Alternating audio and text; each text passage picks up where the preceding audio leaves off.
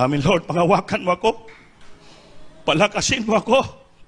Magampanan ko ang pagkatinawag mo sa akin. Tinawag mo ako, remember, Lord, pangawakan mo ako. Magampanan ko ang tungkulin ko sa iyo. Hindi ako mabihag ng kaaway. Tinawag mo ka doon, square, pangawakan mo ako, Lord, kahit matanda na ako. Tinawag mo ko, children's square, pangawakan mo, pamaturin mo isipan ko, hindi ako mabihag ng tukso ng kaaway. Tinawag mo ko maging musician, magampanan ko ang tungkulin ko, manalangin ako araw-gabi, magpuyat ako para sa aking kaligtasan for our life. Because prayer is very essential in our life. Basta-basta. Kaya nandito na tayo ngayon sa huling araw. Tinawag ka sa Diyos ka maging giver to support the church. Mayroon kang generous heart, ipag-pray mo yan. You must pray for your calling. Iba-ibang pangatawag sa atin.